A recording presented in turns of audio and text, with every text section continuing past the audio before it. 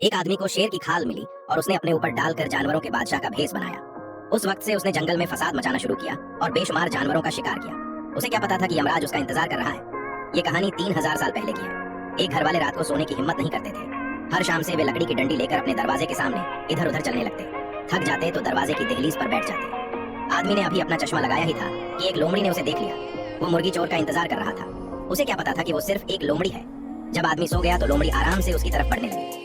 उसने आदमी को जगाने की कोशिश की, लेकिन जब कोई जवाब नहीं मिला तो दरवाजा खोलकर घर में घुस गई। एक ही पल में घर में हल्ला मचा। जब तक मुर्गा उसके सिर पर नहीं आया, आदमी नहीं जगा। गुस्से में उसने डंडी उठाई और घर में घुसा।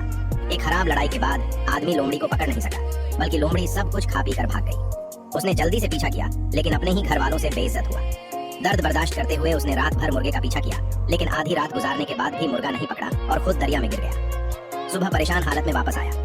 इस बुरी रात गुजारने के बाद आदमी काम करने लायक नहीं रहा और सिर्फ अपने घर के दरवाजे पर बैठकर दुख मनाने लगा। जितना सोचता उतना गुस्सा आता और मुर्गे पर अपना गुस्सा निकालता। तभी अचानक एक सफेद बाल वाला बुजुर्ग आ गया।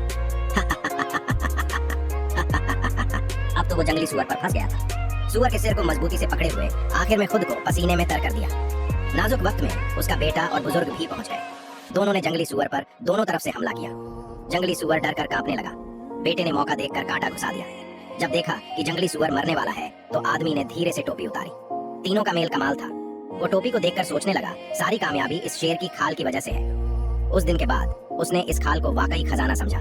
जब भी पहनता तो अपने आप को जंगल का बादशाह फील करता। वक्त गुजरते गुजरते वो और भी बड़ा हो गया। शेर की खाल कर भरोसा करके जंगल में जो चाहे करता था। हर दिन घर वापस आते वक्त मछली और दाल से भरा होता और बाजार में बेचने जाता। घर में भी मछली और दाल की कमी नहीं थी। उस वक्त 10 या 11 शेर की खालें छोड़कर मेहनत करता। उम्मीद थी कि आखिर में अच्छी जिंदगी मिल जाएगी। सिर्फ 1 महीने में आदमी ने खुद को 300 पाउंड का मोटा आदमी बना दिया। फिर एक दिन अचानक बेटे ने खबर दी कि गांव में एक बड़ा जानवर आया है। घोड़े जैसा दिखता है, लेकिन सिर पर 2 टांगे हैं और सुंदर परों का झुंड भी है। कई गांव वालों को खा चुका है। आदमी ये सुनकर बिल्कुल शांत रहा। कहा कि मैं तो जंगल का बादशाह हूँ, इस छोटे जानवर से क्या डर। उसने फौरन शेर की खाल पहनकर घर से बाहर भागा, लेकिन इस बार बुजुर्ग ने उसे रोका। लेकिन आदमी ने कुछ नहीं सुना। उसने बुजुर्ग को धक्का देकर पहाड़ों की तरफ भागा। उसके दिमाग में सिर्फ जीत की तस्वीरें थी। उसे क्या पता था कि वो एक खतरनाक जानवर से मुकाबला करने वाला है।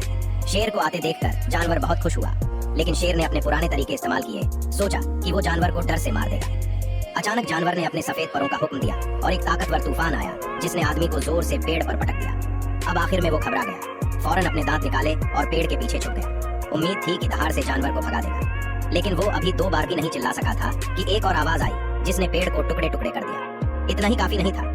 जानवर ने झपट लगाकर उसे 2 हिस्से बांट दिया। आदमी घबराने लगा और एहतियात से लकड़ी के टुकड़े के पीछे छुप गया, लेकिन अब तो कोई रास्ता नहीं था। वो लाचार होकर जमीन पर पड़े पड़े कांप रहा था।